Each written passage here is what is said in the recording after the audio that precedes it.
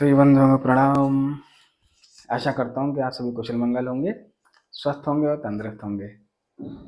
पिछले अध्याय में हमने श्रीमद् वाल्मीकि रामायण में हमने पढ़ा था कि श्री राम मुनि विश्वामित्र जी से पूछते हैं कि गंगा जी त्रिपथगामिनी कैसे हुई, वो तीनों लोकों में कौन कौन से कार्य करती हैं। तो मुझे इसका विस्तार से इनका चरित्र जानना है। तो मुनि विश्वामित्र जी पहले एक प्रसंग सुनाना शुरू करते हैं जिसमें शिव और पार्वती जी सूरत क्रीड़ा कर रहे होते हैं। तब देवताओं को भय होता है कि इनके तेज से कोई पुत्र उत्पन्न हो भी गया तो उस प्राणी को धारण कौन करेगा, इतना तेजोमय प्राणी। तो वो सब ब्रह्मा जी के साथ शिव जी के पास गए कि हे महादेव, हमारे पर कृपा कीजिए, अपने तेज को अपने में धारण कीजिए। महादेव जी बोले चलो ठीक है, तुम लोग सुखी रहो, पर मेरा जो तेज स्खलित होगा उसका क्या करेंगे। बोले वो पृथ्वी देवी धारण कर लेंगी। तो उस तेज को पृथ्वी देवी ने धारण कर लिया और पृथ्वी देवी के धारण करने के बाद अग्निदेव ने उसको अपने अंदर समाहित कर लिया। जब अग्निदेव ने उनको समाहित किया तो जो तेज था वो श्वेत पर्वत के रूप में परिणत हो गया।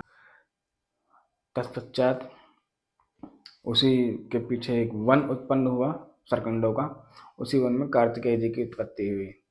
आज उसी क्रम में हम 37वां अध्याय पढ़ेंगे जिसमें कार्तिकेय जी की उत्पत्ति का वर्णन है गंगा जी के माध्यम से। ये भी सारी कथाएं गंगा जी से जुड़ी हुई हैं। और पिछले सर्ग में एक बात और पड़ी थी जिसमें पार्वती देवी जी देवताओं से रुष्ट हो गई। उन्होंने उनको शाप दे दिया कि तुम्हारी पत्नियां संतानोत्पादन नहीं कर सकेंगी और तुम संतानहीन रहोगे। और पृथ्वी को भी शाप दिया कि तू एक नहीं रहेगी, तू बहुतों की भार्या होगी। ऐसे करके रुष्ट होके वो महादेव जी के साथ तपस्या करने चली गई। अब कार्तिकेय जी की उत्पत्ति की कथा पढ़ते हैं। चलिए पठन शुरू करते हैं। जय श्री सीताराम। बालकांडे सप्तत्रिंशः सर्गः। इस सर्ग में गंगा से कार्तिकेय की उत्पत्ति का प्रसंग है। अब कथा। जब महादेव जी तपस्या कर रहे थे उस समय इंद्र और अग्नि आदि संपूर्ण देवता अपने लिए सेनापति की इच्छा लेकर ब्रह्मा जी के पास आए। देवताओं को आराम देने वाले श्री राम, इंद्र और अग्नि सहित समस्त देवताओं ने भगवान ब्रह्मा को प्रणाम करके इस प्रकार कहा, प्रभो, पूर्व काल में जिन भगवान महेश्वर ने हमें बीज रूप से सेनापति प्रदान किया था, वे उमा देवी के साथ उत्तम तप का आश्रय लेकर तपस्या करते हैं। विधि विधान के ज्ञाता पितामह, अब लोक हित के लिए जो कर्तव्य प्राप्त हो उसको पूर्ण कीजिए, क्योंकि आप ही हमारे परम आश्रय है। देवताओं की यह बात सुनकर संपूर्ण लोकों के पितामह ब्रह्मा जी ने मधुर वचनों द्वारा उन्हें सांत्वना देते हुए कहा, देवताओं, गिरिराज कुमारी पार्वती ने जो शाप दिया है उसके अनुसार तुम्हें अपनी पत्नियों के गर्भ से अब कोई संतान नहीं होगी। उमा देवी की वाणी अमोघ है, अतः वह सत्य होकर ही रहेगी, इसमें संशय नहीं है। ये हैं उमा की बड़ी बहन आकाश गंगा, जिनके गर्भ में शंकर जी के उत्तेज को स्थापित करके अग्निदेव एक ऐसे पुत्र को जन्म देंगे जो देवताओं के शत्रुओं का दमन करने में समर्थ सेनापति होगा। ये गंगा गिरिराज की ज्येष्ठ पुत्री है, अतः अपनी छोटी बहन के उस पुत्र को अपने ही पुत्र के समान मानेंगी। उमा को भी यह बहुत प्रिय लगेगा, इसमें संशय नहीं है। रघुनंदन, ब्रह्मा जी का यह वचन सुनकर सब देवता कृतकृत्य हो गए। उन्होंने ब्रह्मा जी को प्रणाम करके उनका पूजन किया। श्री राम विविध धातुओं से अलंकृत उत्तम कैलाश पर्वत पर जाकर उन संपूर्ण देवताओं ने अग्निदेव को पुत्र उत्पन्न करने के कार्य में नियुक्त किया। वे बोले, देव हुताशन, ये देवताओं का कार्य है, इसे सिद्ध कीजिए। भगवान रुद्र के उस महान तेज को अब आप गंगा जी में स्थापित कर दीजिए। तब देवताओं से बहुत अच्छा कहकर अग्निदेव गंगा जी के निकट आए और बोले, देवी, आप इस गर्भ को धारण करें, यह देवताओं का प्रिय कार्य है। अग्निदेव की यह बात सुनकर गंगा देवी ने दिव्य रूप धारण कर लिया उनकी यह महिमा, यह रूप वैभव देखकर अग्निदेव ने उस रुद्र तेज को उनके सब और बिखेर दिया।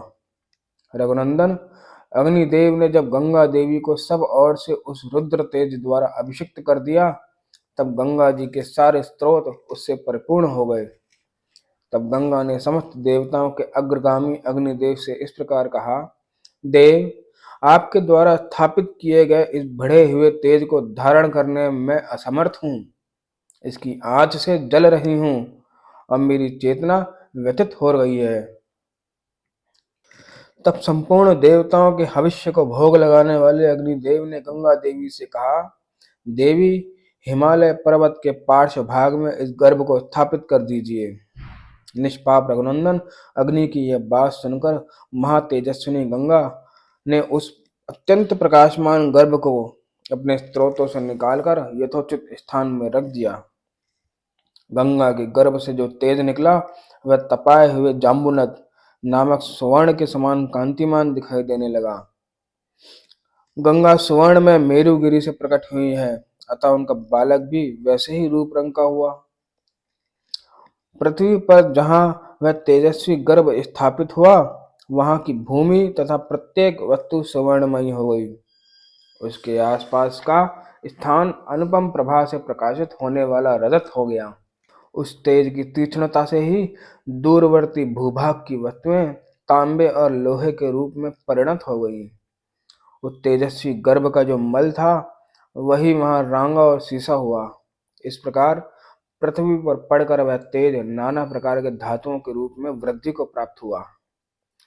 पृथ्वी पर उस गर्भ के रखे जाते ही उसके तेज से व्याप्त होकर पूर्वोक्त श्वेत पर्वत और उससे संबंध रखने वाला सारा वन सुवर्णमय होकर जगमगाने लगा। पुरुष सिंह रघुनंदन, तभी से अग्नि के समान प्रकाशित होने वाले स्वर्ण का नाम जातरूप हो गया, क्योंकि उसी समय स्वर्ण का तेजस्वी रूप प्रकट हुआ था। उस गर्भ के संपर्क से वहां का तृण, वृक्ष, लता और गुल्म सब कुछ सोने का हो गया। तदंतर इंद्र और मरुदगणों सहित संपूर्ण देवताओं ने वहां उत्पन्न हुए कुमार को दूध पिलाने के लिए 6 कृतिकाओं को नियुक्त किया। तब उन कृतिकाओं ने यह हम सबका पुत्र हो ऐसी उत्तम शर्त रखकर और इस बात का निश्चित विश्वास लेकर उस नवजात बालक को अपना दूध प्रदान किया। उस समय सब देवता बोले, यह बालक कार्तिकेय कहलाएगा और तुम लोगों का त्रिभुवन विख्यात पुत्र होगा, इसमें संशय नहीं है। देवताओं का यह अनुकूल वचन सुनकर शिव और पार्वती ने स्कंदित तथा गंगा द्वारा गर्भस्राव होने पर प्रकट हुए अग्नि के समान उत्तम प्रभा से प्रकाशित होने वाले उस बालक को कृतिकाओं ने नहलाया।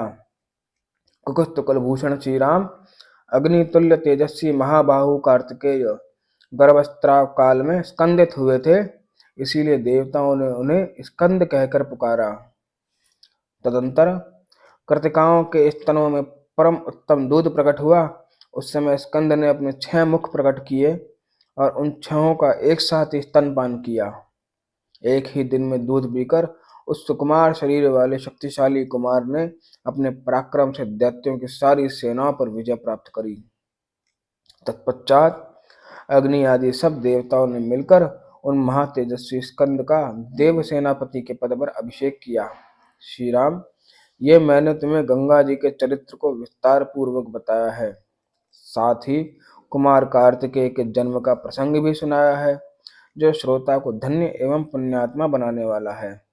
काकुस्थ, इस पृथ्वी पर जो मनुष्य कार्तिकेय में भक्ति भाव रखता है, वह इस लोक में दीर्घायु तथा पुत्र पौत्रों से संपन्न हो मृत्यु के पश्चात स्कंद लोक में जाता है।